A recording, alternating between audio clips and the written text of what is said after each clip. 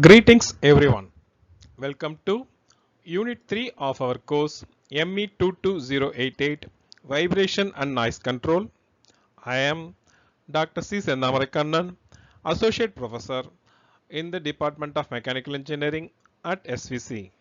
In this unit, we will be diving into the fascinating world of multi-degree of freedom systems.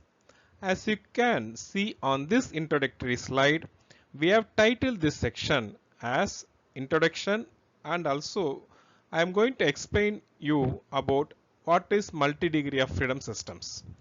To give you a visual idea of what we'll be exploring on this slide, there is a representation is given as figure A as well as figure B. Figure B represents schematic diagram of multi-mass spring system, which is representing this multi-story building.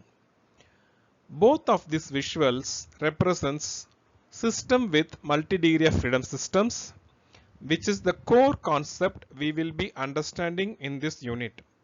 So buckle up as we embark on this journey to analyze and understand the complexities of vibrations in systems with more than one way to move. Let's begin. Now that we have an overview of Unit 3, what is about, let's take a look at the specific topics we will be covering and the learning objectives we aim to achieve. This slide outlines the syllabus for Unit 3. As you can see, we will be begin by understanding the concepts of influence coefficients and stiffness coefficients. Following this, we will delve into eigenvalues and eigenvectors, which are crucial for analyzing the system's natural behavior. We will also learn about representing system properties using the flexibility matrix and stiffness matrix.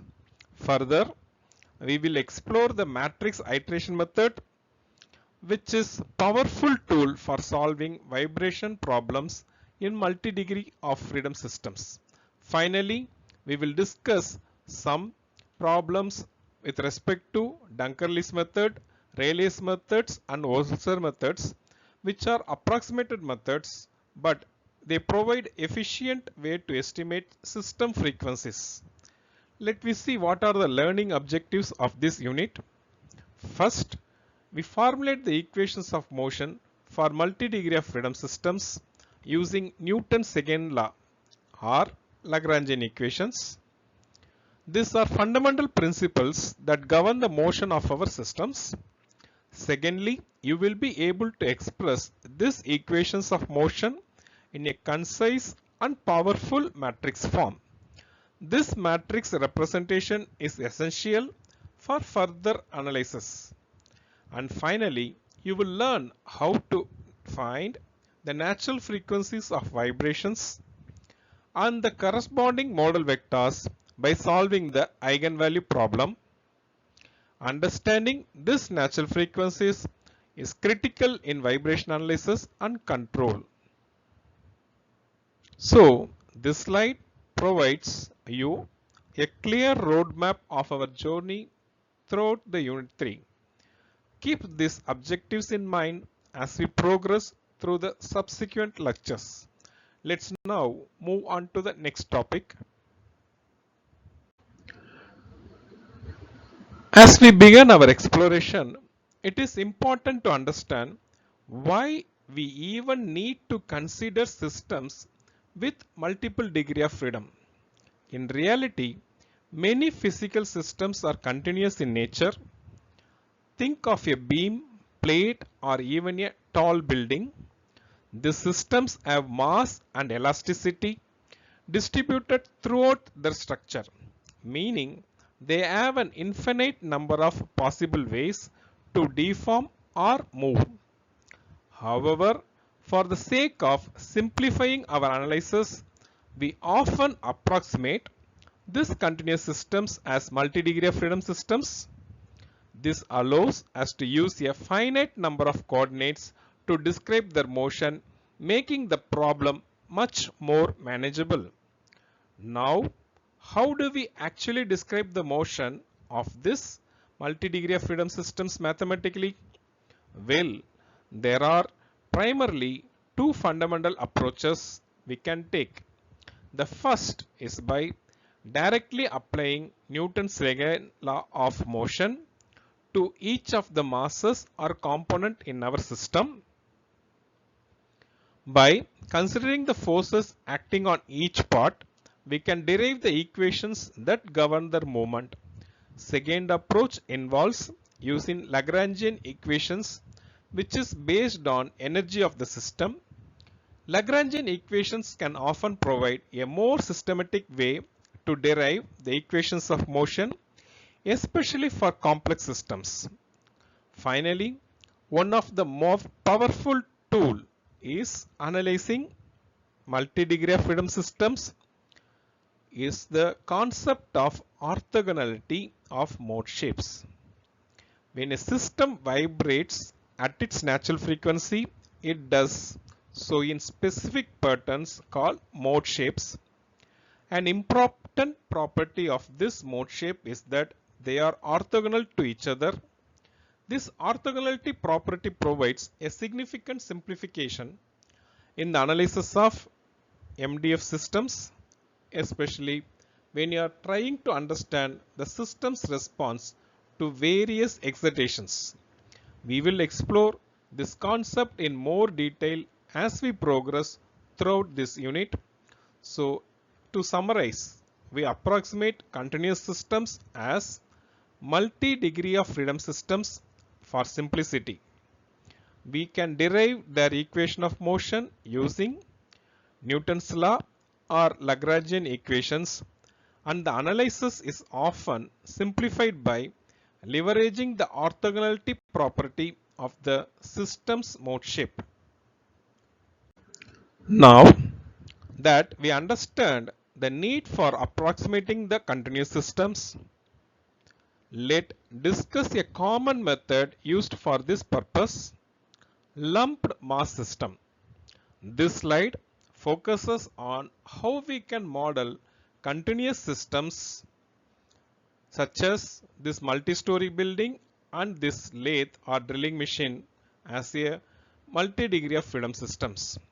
The fundamental idea behind the lumped mass system is to replace distributed mass of a continuous structure with a finite number of discrete masses, which we call lumped masses.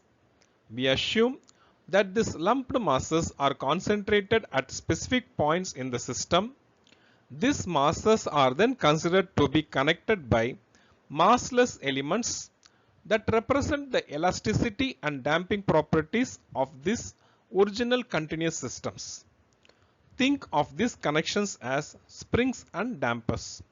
A classic example to illustrate this concept is modeling a multi-story building as shown in diagram A on the left. A 3-story building, which is continuous structure, can be approximated as a 3 lumped mass system as shown in diagram B.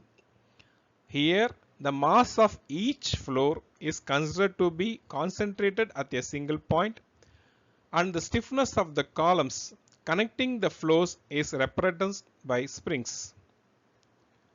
Similarly, the second example on the right shows a radial drilling machine which is being modeled as a 4 lumped mass system in diagram B.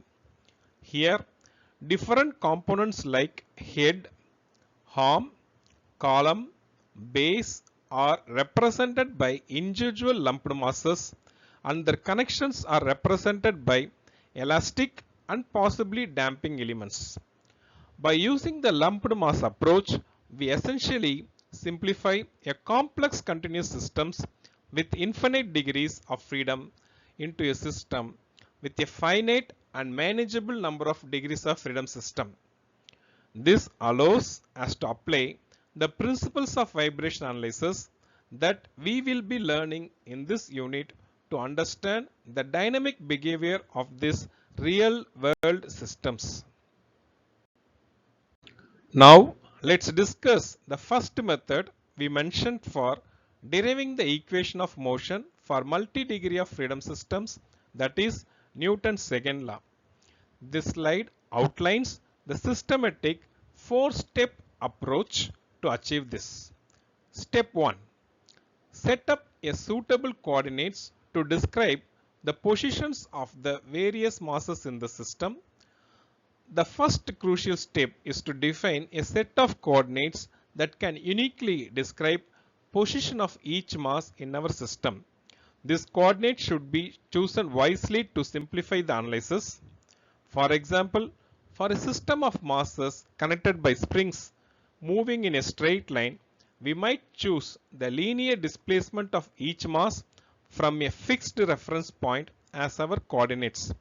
For rotational motion, we would use angular displacements.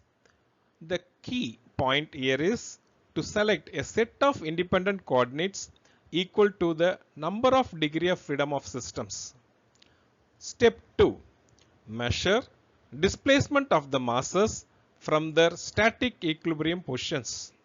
Once we have our coordinate system defined, the next step is to consider displacement of the masses from the static position. The static equilibrium position is the position where the system would rest under the influence of gravity and any other constant external forces without any vibrations. We measure the displacements from this equilibrium position because equation of motion we derive will typically describe the vibratory motion around this equilibrium state.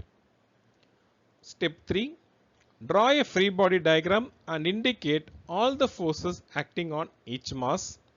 This is a fundamental step in applying Newton's law for each mass in our multi-degree of freedom systems.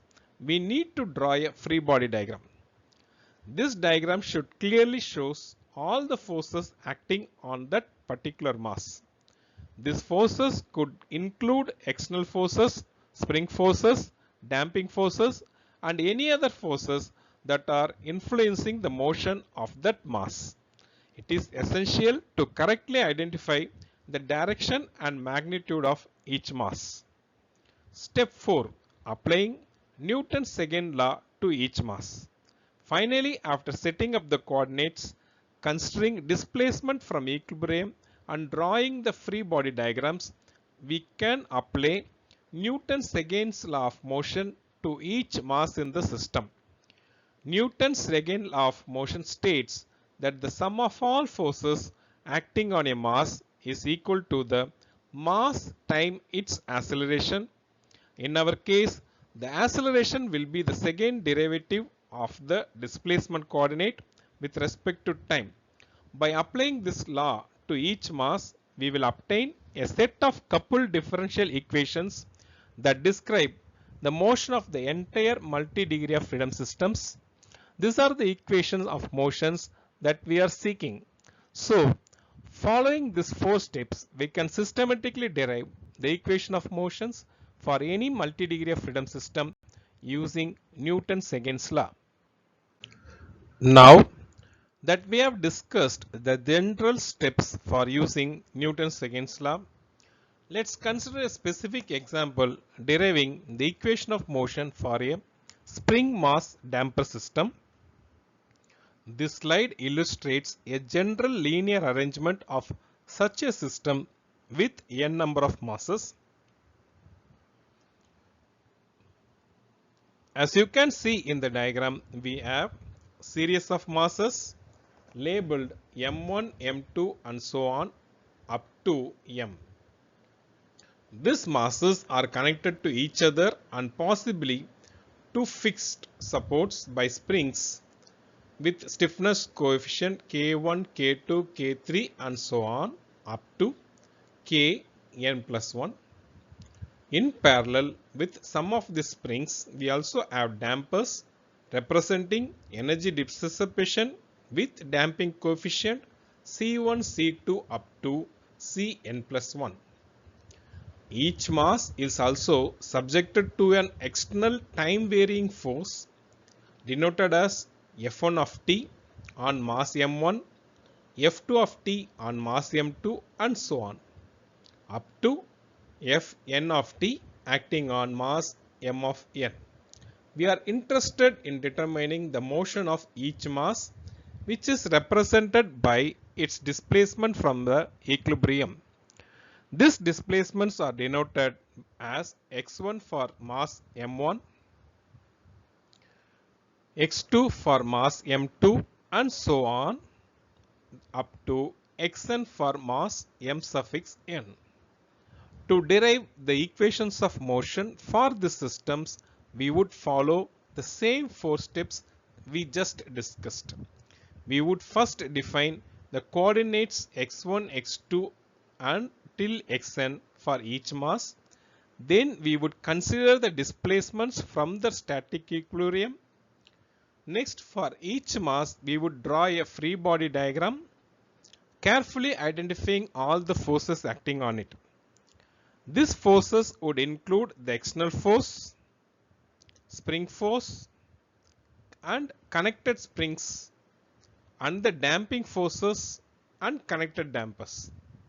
Finally, we would apply Newton's second law to each mass, resulting in a set of n coupled differential equations that describe the motion of this multi-degree of freedom spring mass damper systems. Solution of this equation would give us the displacements of the each mass as a function of time. Continuing with our example of the spring mass damper system, in this slide, the free body diagram for a general ith mass in the system and the resulting equation of motion obtained by applying Newton's law is discussed. Looking at the free body diagram, we can see the ith mass denoted as mi, which has a displacement x of I to its left.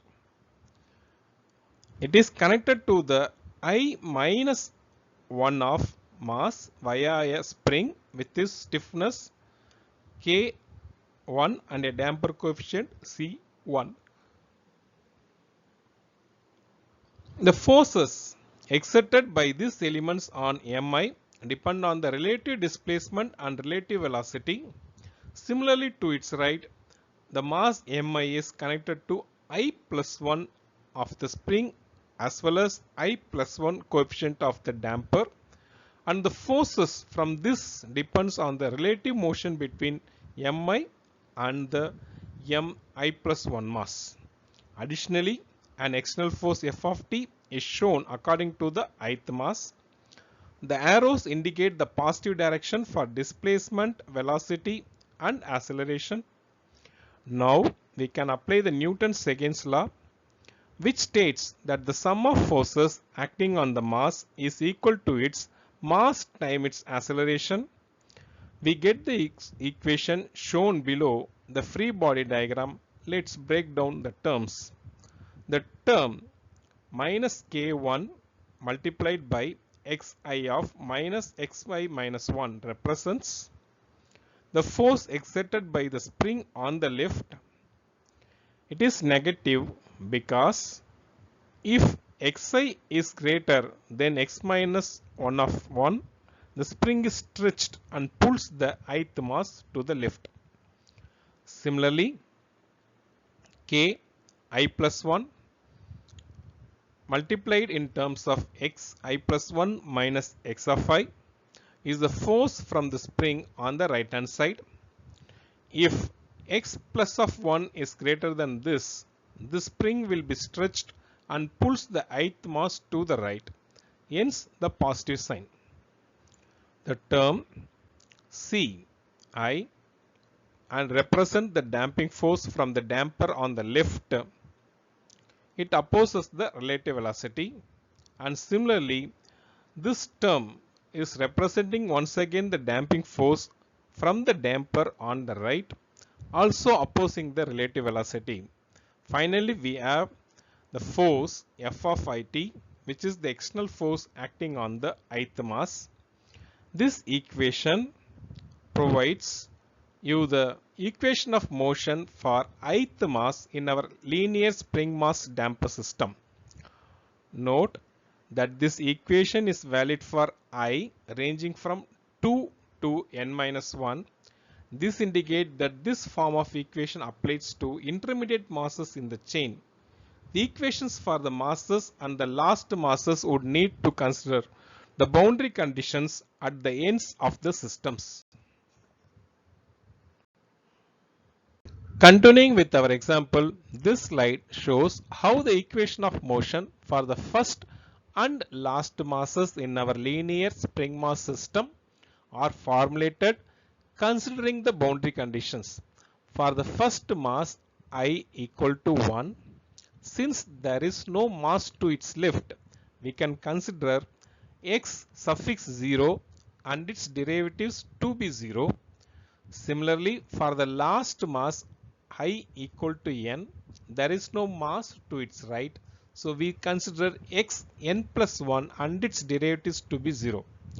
Applying these conditions to the general equations we derived earlier, we get the specific equations for the first and nth mass as shown here. Now the beauty of using matrix notation really shines when dealing with multi-degree of freedom systems. The entire set of n coupled differential equations, including the ones for intermediate masses and the boundary cases of the first and last masses, can be expressed in the compact matrix forms also.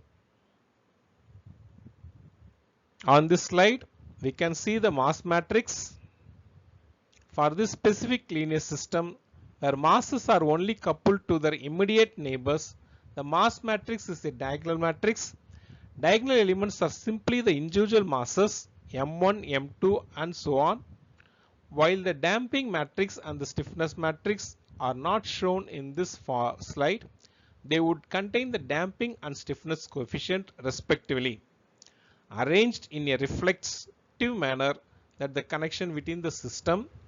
These matrices capture how each mass is coupled to the others through springs and dampers. Expressing the equation of motion in this matrix form is extremely useful for several reasons. It provides a concise representation of the entire system dynamics. More importantly, it allows us to use powerful tool from linear algebra to analyze system behavior such as finding natural frequencies, mode shapes, and the system's response to various inputs. We will be exploring these concepts further in the upcoming lectures. Continuing our discussion on the matrix formulation of the equations of motion, this slide explicitly shows the damping matrix and the stiffness matrix for our linear spring mass damper system. Let's first look at the damping matrix. As you can see, it has an n by n matrix. The diagonal elements represents the sum of the damping coefficients connected to each mass. For instance, the first mass has dampers with coefficient C1 and C2 connected to it. So, the first diagonal element is C1 plus C2. Similarly, the second mass has dampers with the coefficient C2 and C3, resulting in C2 plus C3 as the second diagonal element, and so on, until the nth mass is reached. The off-diagonal elements represent the coupling between adjacent masses due to the dampers. We see at these positions and so up, we are going to have negative signs also. This negative signs indicates that the damping force from one mass affects the adjacent mass in the opposite direction relative to their motions. All other off-diagonal elements are to be 0, indicating that we have only direct damping coupling between adjacent masses in this specific configuration. We examine the stiffness matrix K. It also has a similar structure to the damping matrix. The diagonal elements represent the sum of the stiffness coefficients of the springs connected to each mass. So the first diagonal element is K1 plus K2, second is K2 plus K3, and this pattern continues until the nth mass with Kn plus Kn plus 1 is achieved. Off diagonal elements represent the coupling due to the springs. Again, negative sign indicates the nature of the spring forces. All other off diagonal elements are to be non-zero, reflecting the direct spring connections by adjacent masses. Finally, we have the displacement vector, which is column vector containing the displacement of each masses, and the force vector, which is a column vector containing the external forces acting on the each masses. With these matrices and vectors defined, we can now clearly see the complete matrix form of the equations of motion for our linear spring mass damper system. This representations is powerful tool for analyzing the dynamic behavior of this multi-degree of freedom systems. Let's now look at another example of deriving equations of motion using Newton's second law. This is example number 2 in our discussion, which involves trailer compound pendulum system. The system is a bit more complex than the previous one, as it involves both translational and rotational motion. As you can see in the diagram, we have a trailer with mass m that can move horizontally. It is supported by springs with stiffness coefficient K1 and K2 and dampers C1 and C2 on either side. The external horizontal force F of t is applied to the trailer, causing it to displace horizontally by an amount x of t. Attached to the trailer is a compound pendulum with mass m and length I.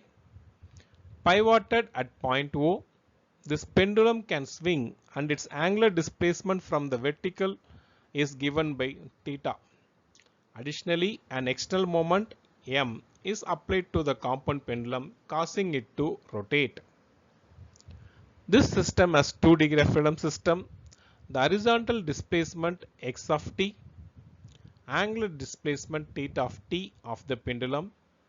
To derive the equation of motion for this system, we would again apply Newton's second law. For the trailer, we would consider the forces acting on its masses in the horizontal direction, including the external force, spring force, and the damping forces. For the pendulum, we would consider the torque acting about the pivot point O, including the torque due to gravity, external moment m of t, and any reaction torque from the pivot. This will result in two coupled differential equations, one describing the linear motion of the trailer, the other describing the angular motion of the pendulum. To derive the equation of motion for the trailer compound pendulum system, we now need to draw the free body diagram for each component, the trailer and compound pendulum.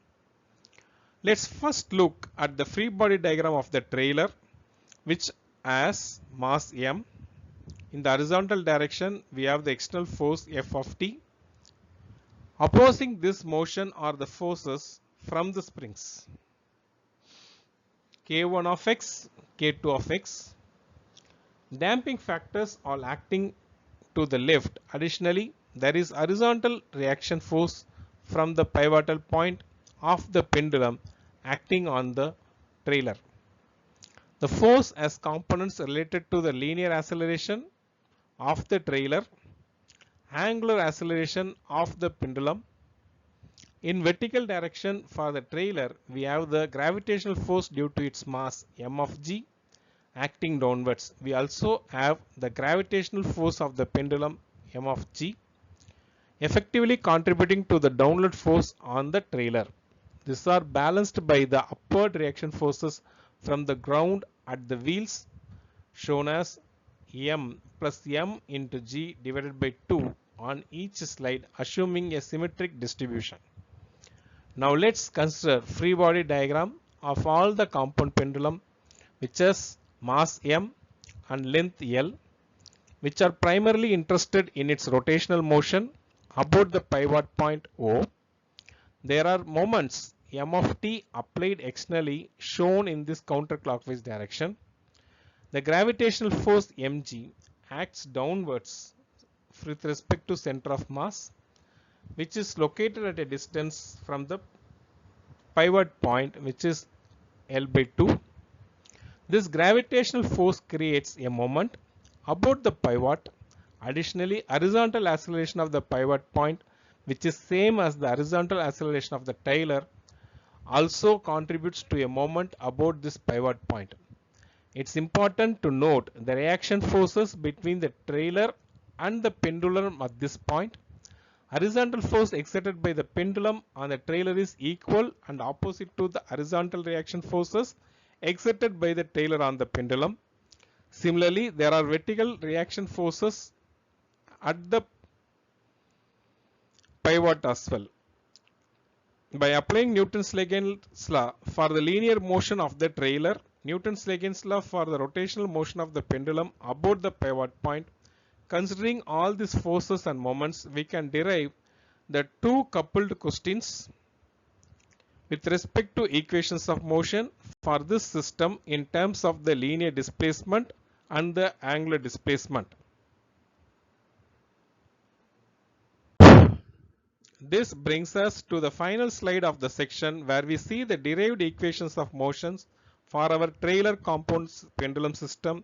As we discussed, we applied Newton's-Lagen's law to both the trailer and the compound pendulum, considering the respective linear and rotational motions. This resulted in a system of two coupled nonlinear differential equations. First equation describes the horizontal translations of the trailer, and the second equation describes about the rotational motion about the inch O. These equations taken into account the inertia of the trailer and the pendulum as well, coupling between the linear and angular oscillations, centrifugal effect, restoring force from the springs, damping force, and the external horizontal force. Second equation, this describes the rotational motion of the pendulum about inch O.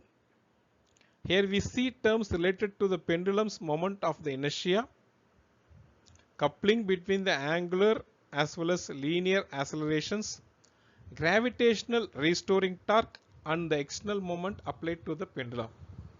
These two equations together completely describe the dynamic behavior of our trailer compound pendulum systems. Solving these two equations would give us the time history of the trailer's horizontal displacement and the pendulum angular displacement.